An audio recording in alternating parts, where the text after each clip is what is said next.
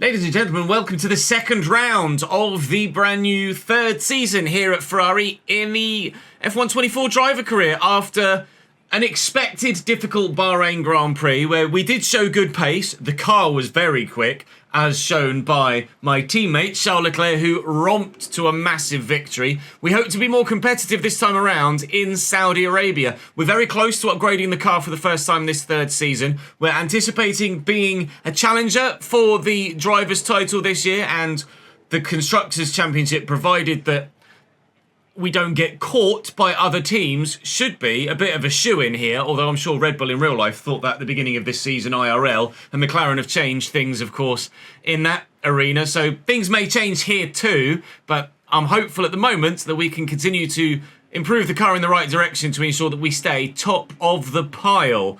Charles Leclerc got a great victory last time out. We will look to replicate that if we possibly can for this Saudi Arabian Grand Prix. It's a track that is free-flowing if you can get it right, and very much benefits a strong power unit, which we have in the Ferrari. And this year, we have decent aero as well, which should definitely help at this circuit and others similar to it. So, hoping for a better result than we got in the last episode. But do make sure you check that first opening episode as well, so we covered a lot of ground in episode 1. So the channel page is there for you, of course.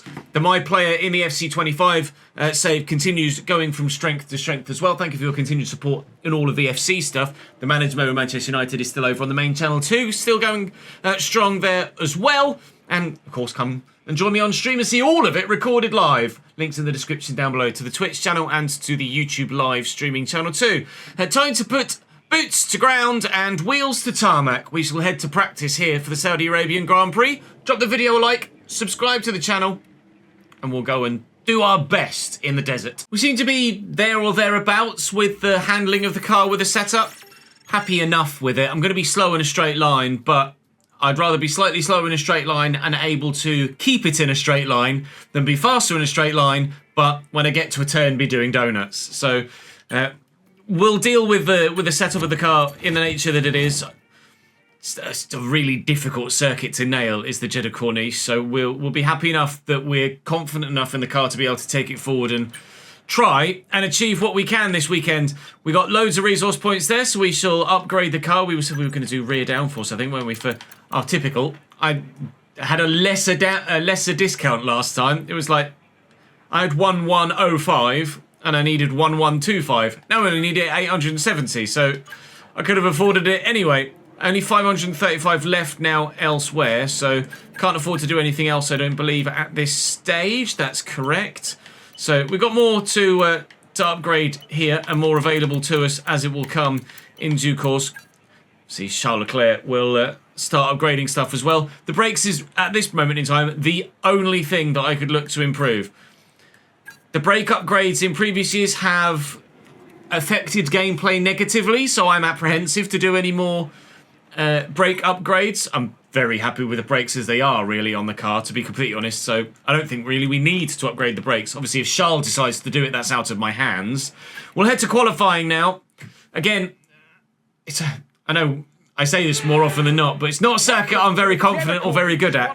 So our competitiveness should be better than Bahrain, but how it is all told, I don't know. Again, we'll always aim for a top 5 in this Ferrari car. I did a 27.7 in quali, in practice, sorry, and that would be top 5 here based on that first run from everyone else. So I guess I have to be happy enough with that. If I can replicate that 27.7 with one run here, then we should be comfortably enough through to the next round of qualifying. We've dropped to P11. Yeah, P11's fine though, as everyone's crossing the line. Everyone has now completed their laps. I will abandon the lap, save the wear on the tyres, only up to 3% on the right-hand side. We are through. We will box and not push the tyres any further than they have to go, so that we have an extra set of relatively fresh softs that we can go to. Confirmed.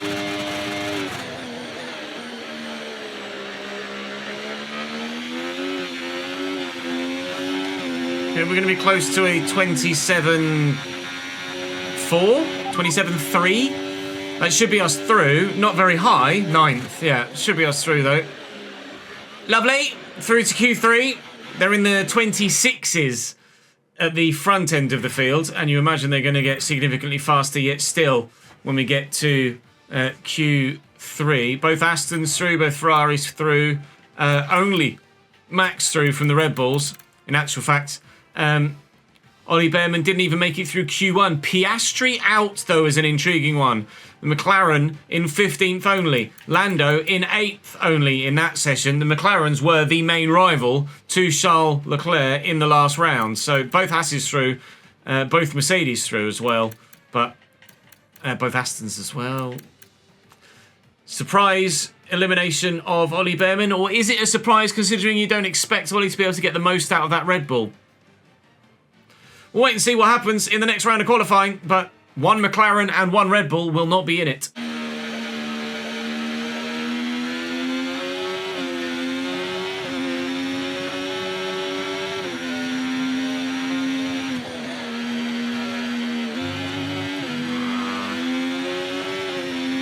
Had a bit of a wobble there.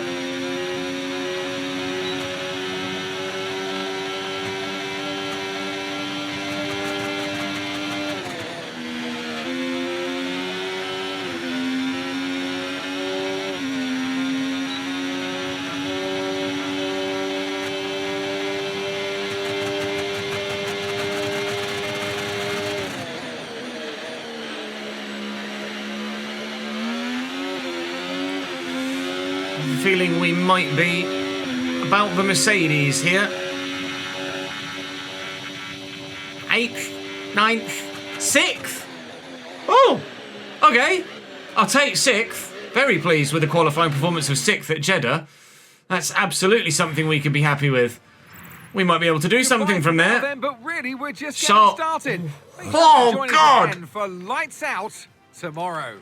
Yeah, this Ferrari in the hands of Charles Leclerc is probably going to be uncatchable for anyone else other than myself in the other Ferrari for most of the season. It's a case of, am I any good at any given circuit, I think? Or, when the racing comes, can anyone stick with him for a few laps to try and slow him down?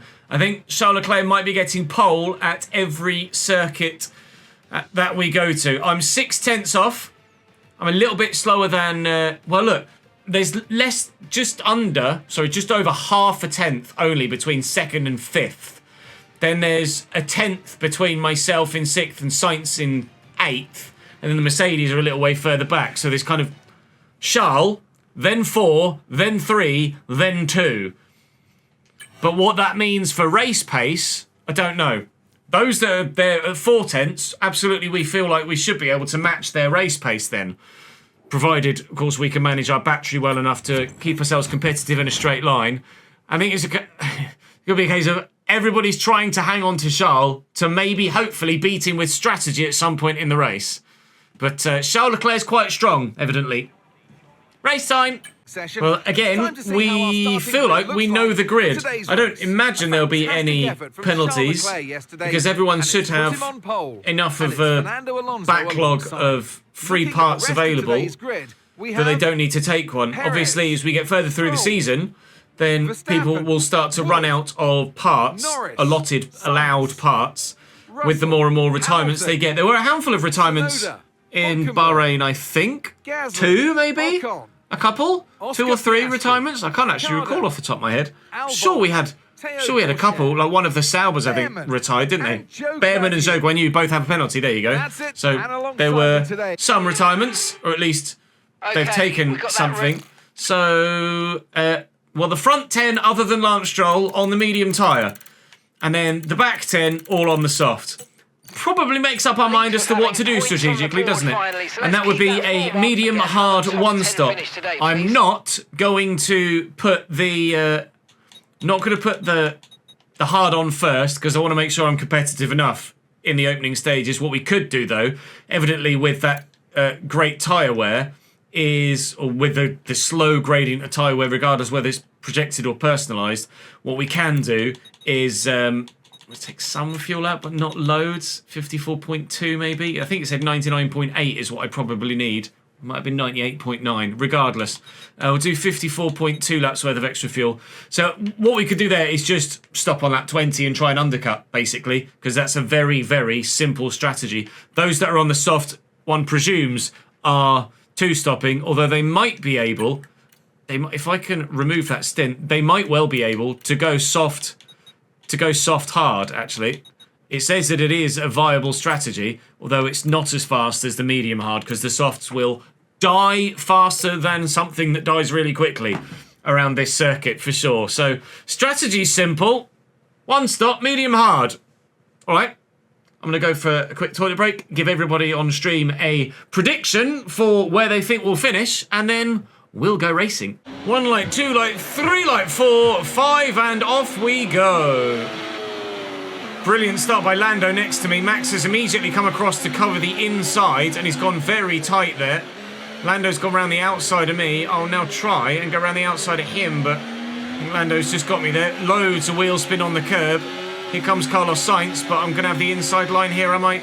Yes, I'm going to get rude on exit. As is my right too, because I had the space. Oh, God. Some grip would be lovely. The car is obviously very heavy now with 100 laps worth of... with 50 laps worth of fuel in it rather than just 3. I'm going to have to adjust for the weight of the car in terms of my driving style. We'll use lots of battery to get ourselves back within DRS range of those in front. It shouldn't be an issue because they'll concertina up through some of these tighter turns, and especially through the final turn where it's the hairpin. So we've got our energy recovery set to be quite high because I'm going to need to use a lot of battery because I'm running more downforce. It's going to be strategy that helps us get a better finish here rather than just outright pace, because you can already see how fast they're pulling away. I'm going to need the DRS. I'm going to need a slipstream. Certainly through 1 and 2 they'll close up. You can see we gained a couple of tenths there just around that final turn. There are 3 DRS zones at this circuit as well, so being within DRS is going to be important. It's going to make a difference. Basically a second as we head into this part, and that is now down to 8 tenths as we come out of turns 1 and 2, and then again through this part of the track that will close yet further still, provided I can drive it well enough.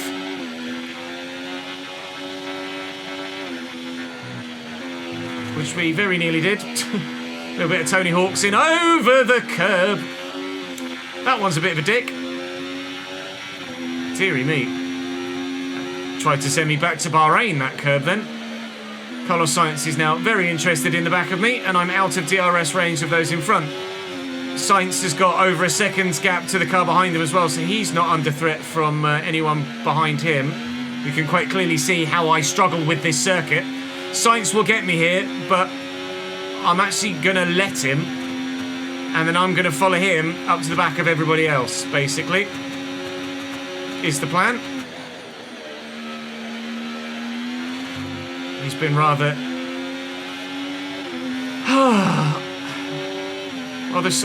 Pick a bloody side, Carlos!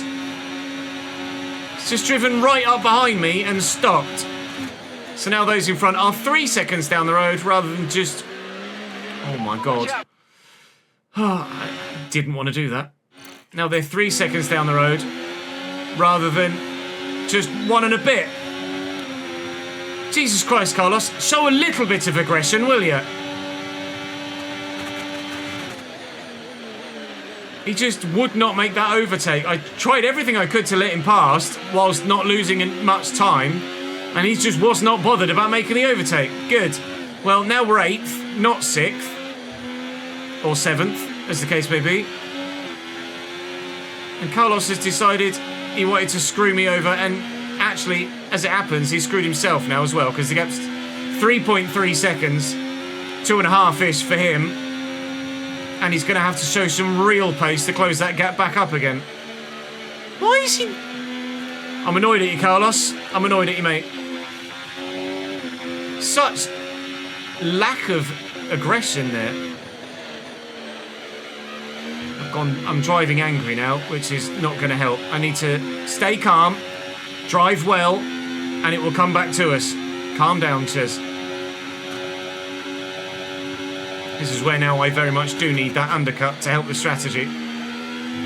Carlos, let's make some moves, please, pal. Come on. Let's get down that road. I'm set to 105 difficulty of 110. And they're so passive in the overtakes they make. Still. It's ludicrous. Trying to work with you here, Carlos, to close in on that gap in front. And look at the gap Charles Leclerc has pulled already. I have a funny feeling this season is going to be Charles Leclerc versus everybody else. Because this Ferrari car is so good in the hands of him. I'm hoping that better circuits for me, I can be more competitive with him. And I'm sure we will be. Carlos using all of his battery here. Or at least a lot of it. Apologies that previous bit is going to be difficult for you to edit, Editor Chris, but I'll make sure I get this move done quicker and more seamlessly this time. Go defensive, you arse.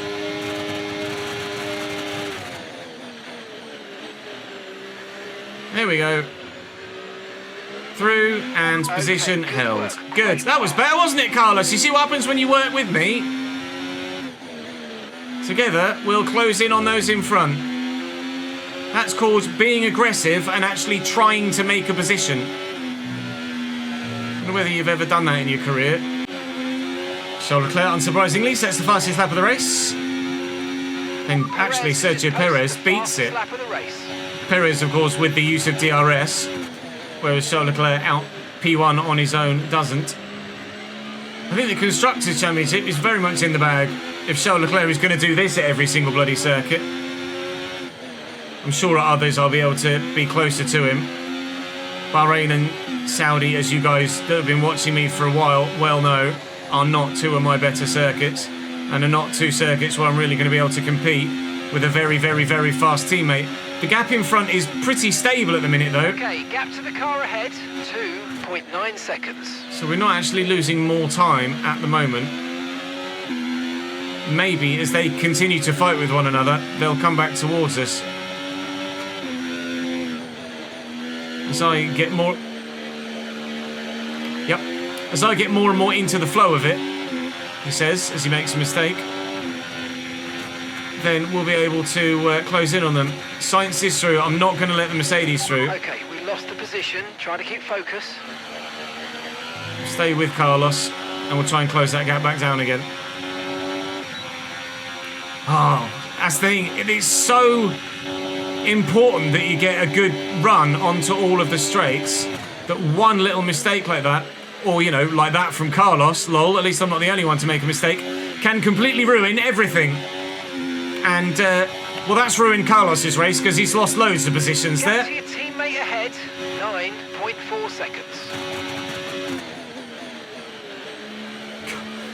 I think it's the first time I've seen anyone do that at that final corner. Unlucky, Carlos. And they're out of a second's range behind me now, so now I just need to manage my own race and try and close the gap up in front by making minimal mistakes, if that's even possible for me around this circuit. Get off that bloody curb, Ches, and close them back in again. It's now down to 3 from 4 again, as they continue to all fight amongst one another. Lance Stroll is on the soft tyre as well, and those soft tyres are going to be feeling the wear right now at this stage of the Grand Prix. Trying to maintain that 1 second gap behind as well. Difficult to do through this part of the circuit because this is weak for me. But I think I've just about done it. Which is good. Still closing in front as well. Operation Challenge for a Podium is still very much underway and in our favour, despite us being P7 right now. Still very much all bunched up together in front of me. They are starting to pull on me a little bit now.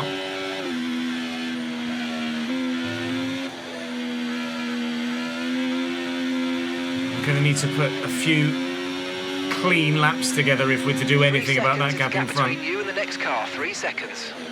I can do 1 lap. I can maybe do 2 laps without a mistake, but 3 laps or more without a mistake is tough for me around here.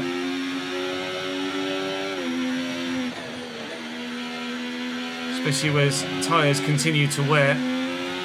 I'll do my best. The gaps behind are growing, which is most important. Oh, go away.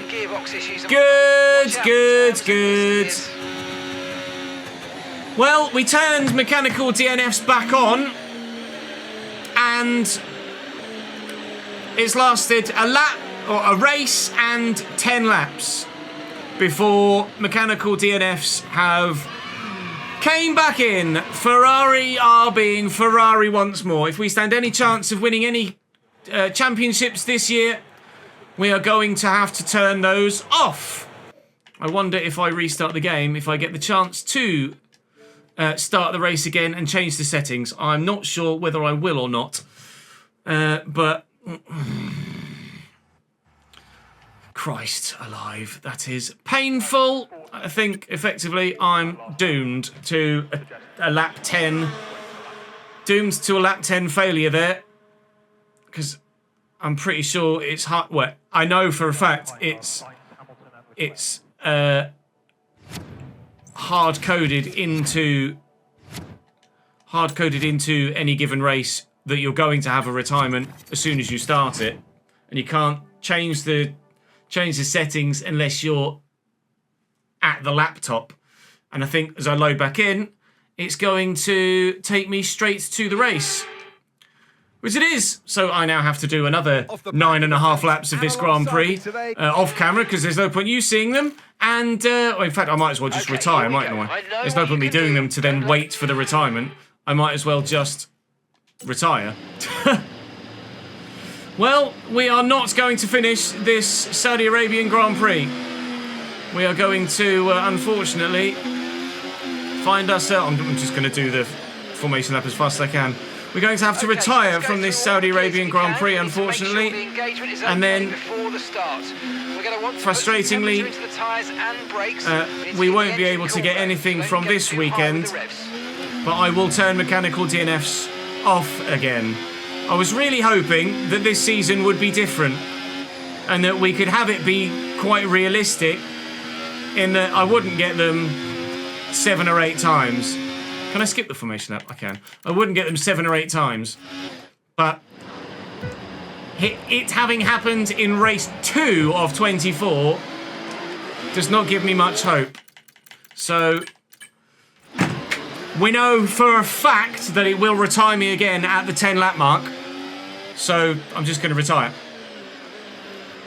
So regardless of how many times we restart the race, I will always retire on lap 10 with a gearbox failure.